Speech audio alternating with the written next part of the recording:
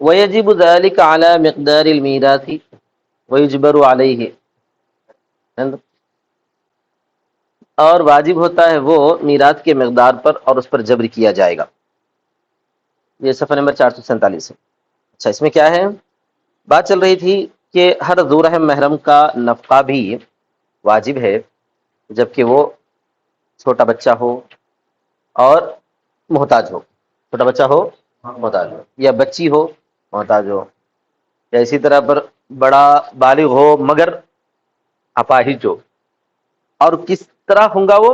میراث کی مقدار پر واجب ہوں گا بولے تھے، کلیم پہ تفصیل سنا رہا تھا میں، اور اس پر جبر بھی کیا جائے گا۔ جبر بھی مطلب یہ کہ اگر انہیں نہیں دینا چاہے تو زبردستی کر کے قاضی ذمہ داری ڈالیں گا۔ لِأَنَّ التَّنْصِيصَ عَلَى الْوَارِثِ تَنْبِيهٌ عَلَى اعْتِبَارِ الْمِقْدَارِ، اس لیے کہ وارث پر صراحت ہے۔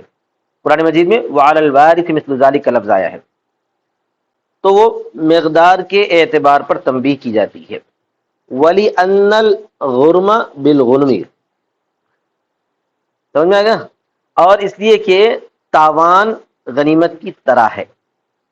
والجبر لإیفاء حق مستحق، غنیمت کے حساب سے تاوان ہے کا مطلب کیا ہے؟ یہ لوگ جو ہے اگر انہیں مرتا ہوتا تو کیا پاتے تھے؟ اسے وراثت پاتے تھے، تو فری میں ان کو مال مل رہا۔ اب انہیں مرا نہیں، زندہ ہے، ضرورت مند ہے، تو تم کیا کرنا چاہیے؟ اس کو دینا۔ آپ آیا سمجھ میں؟ اس سے لے سکتے تھے نا بھائی، اس سے لے سکتے تھے۔ اب ان ضرورت مند ہے تو اس کو کیا کرنا؟ پورے مل کے دینا۔ اس کو بولتے ہیں غرمہ بالغنمی۔ والجبر لإیفاء حق مستحق، اور جبر کا مطلب ہے کہ زبردستی کیوں وصول کیا جائے گا؟ حق مستحق کے وصول کرنے کے لیے، حق مستحق کے لازمی حق کے وصول کرنے کے لیے زبردستی ہوگی۔ ٹھیک ہے، یہ ایک چھوٹ گیا تھا وہ بول دیا۔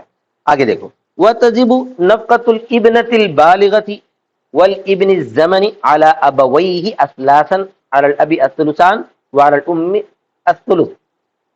بالغ بیٹا ہو گیا، بچے جب تک چھوٹے رہے، نابالغ رہے، تو اس وقت تک تو ماں باپ کی ذمہ داری ہے، باپ کی ذمہ داری ہے، ماں کی نہیں۔ کس کی ذمہ داری ہے؟ باپ کی ہی ذمہ داری ہے کہ انہیں بچوں کی تربیت کرنا۔ لیکن ایک صورتحال ایسی بن گئی کہ بیٹی ہے، بالغہ ہو چکی ہے، یا اسی طرح بیٹا بالغ ہو چکا لیکن اپاہج ہے، کچھ کما نہیں سکتا، معذور ہے۔ اپاہج کا ذہنی معذور ہو یا جسمانی معذور ہو، یا لنگڑا کما نہیں سک رہا، یا اسی طرح پر جو ہے اندھا، کوئی آمدنی کا ذریعہ اس کو نہیں بن رہا، ایسا۔ تو ایسی صورت میں پھر اب اس کا نفقہ کس پہ واجب ہوگا بھائی؟ ماں باپ پہ واجب ہوگا۔ باپ پہلا ذمہ دار اگر کما رہا تو، ماں کے پاس اگر آمدنی کا ذریعہ ہو یا اس کے پاس پیسہ ہو تو انہیں بھی ذمہ دار ہے۔ اعلی ابویہ، اس کے ماں باپ پر ہے، اثلاثاً، ثلث کے اعتبار سے۔ ثلث کے اعتبار سے کا مطلب باپ کے اوپر 2 ثلث کی ذمہ داری ہے، ماں کے اوپر 1 ثلث کی ذمہ داری ہے۔ اگر ماں نہیں کما رہی تو کچھ بھی نہیں ہے اس کے اوپر، پورا ذمہ داری پھر باپ کے اوپر ہی آتی ہے۔ 1 ثلث 2 ثلث کا مطلب 2 حصے باپ دینا خرچہ، 1 حصہ ماں دینا اگر پیسے ہے تو۔ لأن المیراث لهما على هذا المقدار، اس لیے کہ میراث بھی ان دونوں کو اسی مقدار پر ملتی ہے۔ قال العبد الضعیف هذا الذي ذكره روایت الخصاف والحسن وفي ظاہر روایت كل نفقة على الاب۔ ہمارے مصنف کہتے ہیں کہ عبد ضعیف کہتا ہے، یعنی اپنے آپ کو کہتے ہیں، یہ وہ روایت ہے جس کو ذکر کیا خصاف نے اور حسن نے، لیکن ظاہر روایت میں یہ ہے کہ پورے کا پورا نفقہ جو ہے باپ کے اوپر ہے۔ ظاہر روایت کا مطلب یہ کہ احناف کی جو اصل کتاب ہے یا اصل جو ہے مسلک حنفی ہے، اس کے حساب سے دیکھا جائے تو پورا نفقہ کس پر ہونا چاہیے بھائی؟ باپ پر ہونا چاہیے، جو امام محمد کی مبسوط کی روایت ہے، کیونکہ اللہ تعالیٰ کا قول ہے وَعَلَى الْمَوْلُودِ لَهُ رِزْقُهُنَّ وَكِسْوَتُهُنَّ، اور مولود لہو پر ان کا رزق ہے اور ان کا کپڑا ہے۔ وَصَارَ كَالْوَلَدِ الصَّغِيرِ، اور انہیں چھوٹے بچے کی طرح ہو جاتا ہے۔ کون چھوٹے بچے کی طرح ہو جاتا ہے؟ بالغہ بیٹی بھی اسی طرح، بالغ بیٹا جو اپاہج ہے انہیں بھی چھوٹے بچے کی طرح ہو جاتا ہے۔ وجہ الفرق علی روایت الاولی، اچھا پہلی روایت کے حساب سے، جو قصاف نے اوپر روایت کی ہے اس روایت کے حساب سے فرق بیان کرنا پڑتا نا بھائی، چھوٹے بچے میں اور اپاہج والے میں۔ چھوٹے بچے کا خرچہ تو پورا باپ پر لکھا ہوا تھا، لیکن اپاہج والے میں جو ہے ماں کی بھی ذمہ داری ڈالی گئی تھی، تو اس حساب سے فرق بیان کر رہے ہیں کہ انہ اجتماعت للاب فی الصغیر ولایۃ و مؤونۃ، کہ جمع ہو گئی ہے باپ کے لیے چھوٹے بچے میں ولایت بھی اور معونت بھی، حتیٰ وجبت علیہ صدقۃ فطری، یہاں تک کہ اس پر صدقہ فطر بھی، اس کا صدقہ فطر بھی واجب ہوتا ہے۔ ولایت کا مطلب ذمہ داری، معونت کا مطلب اخراجات، مشقت، سمجھ میں آ گیا؟ چھوٹے بچے کے بارے میں دونوں ذمہ داری باپ پر ہے، لیکن بچہ جب بالغ ہو چکا ہے تو اب باپ پر دونوں ذمہ داری نہیں لگتی، سمجھ میں آ گیا نا؟ تو گویا کہ وہ دوسروں کی طرح ہو جاتا ہے۔ کس طرح ہو جاتا ہے؟ غیر کی طرح، تو جب بھائی کا معاملہ ہے، چاچا کا معاملہ ہے، ویسا ہو جاتا ہے، بولنا چاہتے ہیں اس روایت کے حساب سے۔ فختص بنفقتہ، تو وہ خاص ہوگا اس کے خرچے سے۔ ولا كذلك الكبير لانعدام الولایت فيه فتشاركه الام، اور بڑا ایسا نہیں ہے کیونکہ ولایت منادم ہونے کی وجہ سے تو اس کی شریک ہو جاتی ہے ماں۔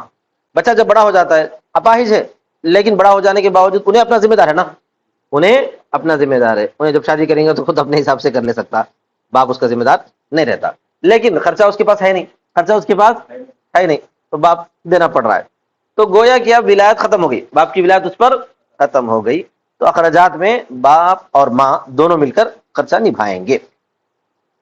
وفی غیر الولد یعتبر قدر المیراث، اور غیر والد، اچھا غیر والد نہیں، غیر والد میں، وفی غیر الوالد یعتبر قدر المیراث، غیر والد میں قدر میراث کا اعتبار کیا جاتا ہے، حتی تکون نفقۃ الصغیر علی الام والجد اثلاثا، یہاں تک کہ چھوٹے بچے کا نفقہ ماں اور دادا پر اثلاث کے اعتبار سے ہوتا ہے۔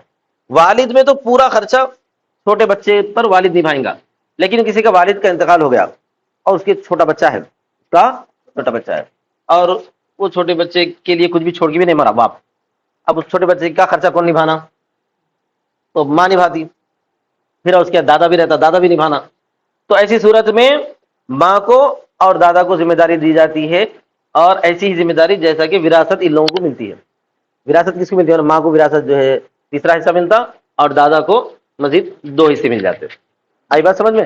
اگر انہیں یہ چھوٹا بچہ بڑا ہونے کے بعد اگر 3 لاکھ چھوڑ کے مرا تو دادا، چھوٹے بچے کا دادا اگر زندہ رہا تو اس کو کتنے ملتے؟ 2 لاکھ ملتے، ماں کو کیا ہے 1 لاکھ ملتا۔ تو اب یہ چھوٹا بچہ ہے تو پھر دادا کیا کرنا؟ 2 ذمہ داری نبھانا، اور ماں 1 ذمہ داری نبھاتی۔ اگر اس کو ماہانہ خرچہ سمجھو 3000 کا ہو رہا چھوٹے بچے کا، تو باپ دادا صاحب 2000 خرچہ نبھانا، اور امی 1000 روپے نبھانا۔ تو یہ تو ہے غیر والد کے بارے میں۔ والد کے بارے میں تو پورا خرچہ کون نبھانا ہے؟ والد ہی نبھانا ہے، یہ بولنا چاہتا ہوں۔ وَنَفْقَةُ الْأَخِ الْمُعْسِرِ عَلَى الْأَخَوَاتِ الْمُتَفَرِّقَاتِ الْمُوسِرَاتِ أَخْمَصًا، اور ایک بات بتا رہے ہیں، تنگ دست بھائی کا نفقہ متفرق بہنوں پر جو کہ مالدار ہو خمس کے اعتبار سے ہوگا، اعلی قدر المیراث، میراث کے بقدر۔ خمس کے اعتبار سے ہوگا کا مطلب یہ ہے کہ اگر کوئی بھائی تھا، اگر کوئی بھائی تھا چھوٹا، اس بھائی کو جو ہے 3 قسم کی بہنیں ہیں، الگ الگ الگ 3 قسم کی بہنوں کا مطلب ہے کہ حقیقی بہن بھی ہے، اللہ بہن بھی ہے، اخیافی بہن بھی ہے۔ ایک چھوٹا بھائی ہے، اس کی 3 قسم کی بہنیں بھی ہیں، اخیافی، سمجھ میں آ گیا نا؟ اس کو بولتے ہیں اخوات المتفرقات۔ کیا بولتے ہیں؟ کیسے کیسے مسئلے تلاش کر کے نکالتے تھے لوگ۔ اور اس کے بعد بولتے ہیں اب یہ چھوٹے بچے کا باپ کا انتقال ہو گیا، اور یہ بہنیں ماشاءاللہ مالدار ہے، کما رہی، بچہ بیچارہ بچہ ہے، اب اس کا خرچہ کون نبھانا؟ تو بولتے ہیں کہ تینوں بہنیں آپس میں خرچہ تقسیم کر لینا۔ کیسا تقسیم کرنا؟ خمس خمس کے اعتبار سے، خمس خمس کے اعتبار سے، مطلب جو حقیقی بہن ہے، جو حقیقی بہن ہے انہیں زیادہ خرچہ نبھانا، جو اس کے بعد اللہ کی ہے وہ اس کے بعد والا، اور جو اخیافی ہے وہ اس کے بعد والا خرچہ نبھانا۔ اب یہاں تفصیل یہ ہے کہ میراث میں سب سے پہلے 3 خمس ملتے ہیں اخت لاب و ام کو۔ 3 خمس کیا ملتے ہیں؟ اگر اس کو اخماس کر دیے، اخماس کا مطلب یہ ہوتا ہے کہ 5 حصے کرنا، اس کے خرچے کو کیا حصہ کرنا؟ 5 حصے کرنا۔ تو 5 حصوں میں 3 خمس، 3 خمس کا مطلب جو ہے 5 حصے کا مطلب سمجھے آپ 5 کے 25 ہوتے، 5 کے اگر آپ 5 حصے کریں تو کتنے ہوتے؟ 25 روپے ہوتے نا بھائی، 5 کے 5 حصے کرے تو 3 خمس کا مطلب یہ کہ 15 کون نبھانا ہے؟ حقیقی بہن، پھر اس کے بعد 2 خمس جو ہے اللہ کی بہن، اور 1 خمس اخیافی بہن۔ سمجھ میں آ گیا؟ ہاں ہاں ایک منٹ ٹھہرو.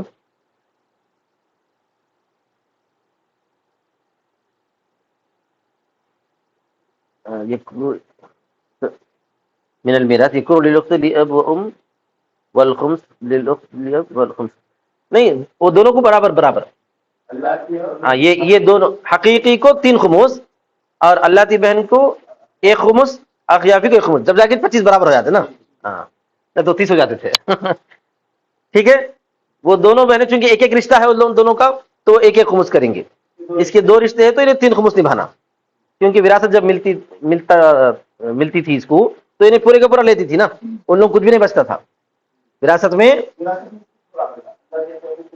حقیقی اگر بن رہے تو ان لوگ کیا ملتا؟ کچھ بھی نہیں ملتا. بچے ہوئے جو ہے 1 سدس ملتا خالی. اخیافی کو نہیں ملتا. حقیقی بہن رہے تو جب وراثت پڑھیں گے آپ لوگوں کو سمجھ میں آ جاتا. حقیقی بہن ہی اصل وارث رہتی. حقیقی بہن کو نصف جانے کے بعد اگر 1 حصہ بچے تو وہ ملتا ہے کس کو؟ اللہ دی کو. اب یہ 2 ثلث ہو جانے کے بعد جو ہے 2 ثلث ہوتے جب جا کے 2 ثلث ہونے کے بعد اخیافی کو کچھ نہیں ملتا. اخیافی کو کچھ نہیں ملتا. یہ دونوں نئے رہے تو اخیافی کا نمبر آتا. وہ تو خیر میراث میں سمجھ میں آ جائے گا. تو یہاں پر سمجھو اگر ایک کوئی تنگ دست بھائی ہے تو اس کا خرچہ متفرق بہنوں پر رہے گا جو کہ مالدار ہے، خمس خمس کے اعتبار سے میراث کی مقدار پر. غیر ان المعتبر اہلیت الارث فی الجملہ لا احرازہ، مگر یہ کہ غیر ان مطلب مگر یہ کہ معتبر ہے وراثت کی اہلیت من جملہ، نہ کہ اس کا جمع کر لینا. فإن المعسر اذا كان له خال وابن عم تكون نفقته على خاله وميراثه يحرزه ابن عمه. اچھا ساتھ میں یہ بات بتانا چاہتے ہیں کہ وراثت کی اہلیت کا اعتبار ہے، نہ کہ وراثت کی جمع کر لینے کا اعتبار ہے. وراثت کی جمع کر لینے کا اعتبار کیا ہوتا معلوم ہے؟ اگر ذو رحم محرم ہے، اگر ذو رحم محرم ہے تو جیسے اوپر بتایا گیا ہے تو ذمہ دار کون ہے؟ 19 بولے تھے نا، 19، کیونکہ اس کو 2 قسم کی رشتہ داریاں ہیں. لیکن ذو رحم محرم کبھی کبھار وارث نہیں بنتا. ذو رحم محرم نہیں بنتا. جیسے کہ ماموں ہے، ماموں وارث بنتا ہے کیا؟ نہیں بنتا. چچا وارث بنتا ہے، ماموں وارث نہیں بنتا. چچا بھی ذو رحم محرم ہے، ماموں بھی ذو رحم محرم ہے. تو ماموں وارث نہیں بنتا، چچا وارث بنتا ہے. ٹھیک ہے. چچا نہیں ہے سمجھو، چچا نہیں ہے تو چچا کا بیٹا ہے. تو چچا کا بیٹا ذو رحم ہے، محرم نہیں ہے. کیا ہے؟ رشتہ دار ہے، محرم نہیں ہے. اگر وہ لڑکی ہوتی تو نکاح کر سکتا تھا؟ نہیں کر سکتا تھا؟ کر سکتا تھا. لیکن جہاں تک وراثت کا معاملہ ہے تو یہ سمجھنے والی بات ہے کہ چچا کا بیٹا وارث ہے. چچا کا بیٹا وارث ہے. کب؟ وہ دور ہوتا وارث ہونے، جیسے کہ جو بیٹا نہ ہو، باپ نہ ہو، دادا نہ ہو، اسی طرح پر جو ہے بھائی نہ ہو، چچا تایا نہ ہو، تب جا کے چچا کا بیٹا کیا بنتا ہے؟ وارث بنتا ہے. لیکن ماموں کبھی بھی وارث نہیں بنتا. ماموں چھوٹا بچہ جب جو ہے ضرورت مند ہے تو خرچہ کون نبھانا؟ ماموں نبھانا. لیکن وہ بچہ مر گیا تو وراثت کس کو ملتی؟ چچیرے بھائی کو ملتی. آئی بات سمجھ میں؟ تو یہاں وراثت حاصل کرنا مقصد نہیں ہے. وراثت کی اہلیت جب آ گئی تو اس وقت جتنے وارث بن سکتے تھے وہ حساب سے ان کو خرچہ تقسیم کیا جائے گا. لیکن کوئی اگر وراثت کا اہل نہیں بن رہا ہے تو اس کو تو وراثت نہیں ملے گی. اس کو تو وراثت نہیں ملے گی. لیکن رشتہ دار ہونے کے ناطے انہیں خرچہ نبھانا. آیا سمجھ میں؟ ماموں خرچہ تو نبھانا ہے، نانا خرچہ تو نبھانا ہے. وراثت نہیں ملتی ان لوگوں کو کیونکہ وراثت کی ترتیب میں وہ لوگ نہیں آ سکتے. خرچہ کیوں نبھانا ہے؟ وہ تو رشتہ داری ہے، بول کے نبھانا ہے. بس اتنا ہے. کیا ہوتے وراثت میں؟ صرف ددیا رشتہ دار آتے. ننی علی کوئی نہیں آتا. نانا نانی آتی، اماں آتی، نانی آتی، اس کے علاوہ کوئی نہیں آتے. نانا نہیں آتا، ماموا نہیں آتے، خالائیں نہیں آتی. آئی بات سمجھ میں؟ صرف نانی آتی.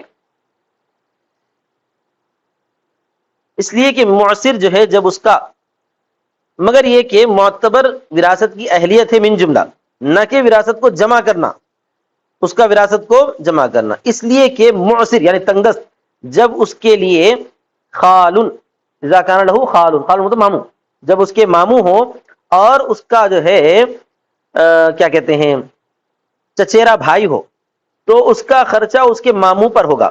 لیکن اس کی میراث جمع کر لے گا کون؟ اس کا چچیرا بھائی. وراثت جو ہے ماموں کو نہیں ملنے والی ہے. اچھا صاحب، ولا تجب نفقۃ مع اختلاف الدین، یہ پوری بحث اس وقت میں ہے جبکہ وہ چھوٹا بچہ مسلمان ہے اور رشتہ دار بھی مسلمان ہیں. لیکن وہ چھوٹا بچہ مسلمان نہ ہو، رشتہ دار مسلمان ہے، تو ان کے اوپر پھر جو ہے ذمہ داری نہیں ہے. اور ان کا نفقہ واجب نہیں ہے اختلاف دین کے ساتھ. البتہ بیوی کا نفقہ اختلاف دین میں بھی واجب ہے، ماں باپ کا اور اولاد کا نفقہ اختلاف دین میں بھی واجب ہے. وہ بات آگے جی پر کہ دوسرے ذو رحم محرم کا نفقہ اختلاف دین میں واجب نہیں. کیوں؟ لبطلان اہلیت الارث، اہلیت ارث کے باطل ہونے کی وجہ سے، ولا بد من اعتباری، اور ضروری اس کا اعتبار کرنا. ولا تجب علی الفقیر، اسی طرح پر جو فقیر پر واجب نہیں ہے. یہ سب چیزیں اس وقت تھی، بھائی جو ہے غریب تھا، دوسرا بھائی مالدار تھا، تو غریب بھائی کا نفقہ مالدار بھائی پر واجب تھا. لیکن انہیں بھی غریب ہے، انہیں بھی غریب ہے. ایک بھائی اپاہج ہے، دوسرا بھائی غریبی سے. اب انہیں کیسا کریں گے؟ انہیں بولتا میرا جو ہے خرچہ ہی میرے لیے مشکل ہے، میں اپاہج بھائی کو کہاں سے لا کے دوں؟ ہوتا نہیں ہوتا یہ؟ نہیں سمجھے؟ اس لیے کہ وہ واجب ہوتا ہے بطور صلے کے، وہ استحقها علی غیرہ، اور وہ اس کا استحقاق پڑتا ہے اس کے غیر پر.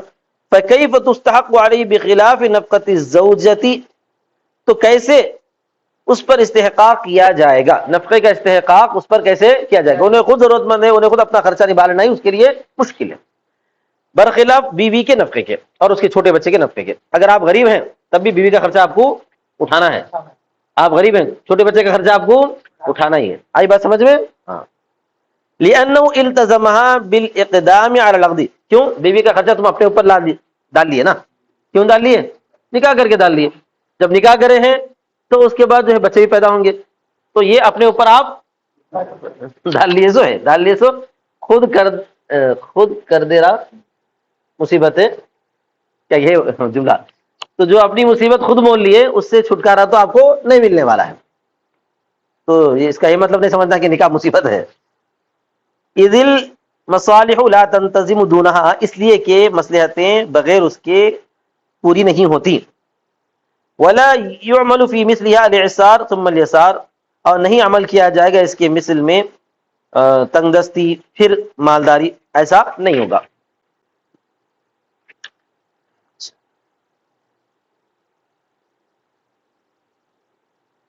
ولا يعمل في مثلها الاعسار ثم اليسار مقدر بالنساب فيما روي عن ابي يوسف. یہاں بتانا چاہتے ہیں کہ نہیں عمل کیا جائے گا اس کے مثل میں تنگ دستی کو پھر مالداری کو، یعنی تنگ دستی کو دیکھا جائے مالداری کو دیکھا جائے، ایسا نہیں ہوگا جو نصاب سے مقدر ہو. اس روایت سے جو ابو یوسف سے روایت کی گئی ہے. امام محمد سے ایک روایت یہ ہے کہ انه قدر بما يفضل عن نفقه نفسه وعياله شهرا. امام محمد سے ایک روایت ہے کہ اس کو مقدر مانتے ہیں اس چیز سے جو اس کے نفقے سے بچا ہوا ہو اور اس کے گھر والوں کے نفقے سے بچا ہوا ہو، ایک مہینے کے طور پر. مطلب یہ کہ آخر یہ موسر کون ہے؟ آخر یہ موسر کا مطلب تنگ دست، موسر کا مطلب مالدار. اگر کس کو تنگ دست قرار دیا جائے گا، کس کو مالدار قرار دیا جائے گا. تو ابو یوسف رحمۃ اللہ علیہ سے تو اس میں ایسی کوئی بات نہیں ہے کہ کون تنگ دست ہے کون مالدار ہے. لیکن امام محمد سے یہ ہے کہ اس کو مقدر مانا جائے گا کہ اس کے پاس اتنا پیسہ ہو جو اس کے اور اس کے گھر والوں کے خرچے سے بچ جائے ایک مہینے تک کے، تو اس کو مالدار قرار دیا جائے گا. کون بولتے ہیں یہ؟ او بما يفضل عن ذلك من كسبه الدائم كل يوم، یا وہ جو بچے اس کے ہمیشہ کے کمانے سے ہر دن، ہمیشہ کے کمانے سے ہر دن مطلب جو بھی روزانہ جتنا کما رہا اس میں سے جو روز کا خرچہ ہے وہ خرچہ ختم ہو جانے کے بعد پیسے اس کے پاس بچ رہے ہیں تو اس کو کیا قرار دیا جائے گا بھائی؟ مالدار قرار دیا جائے گا، منہ سے قرار دیا جائے گا. لأن المعتبر فی حقوق العباد انما هو القدرۃ دون النصاب، اس لیے کہ معتبر بندوں کے حقوق میں وہ قدرت ہے نہ کہ نصاب ہے. نصاب کو یہاں پر وہ نہیں قرار دے رہے ہیں. کون سا نصاب؟ نصاب زکات.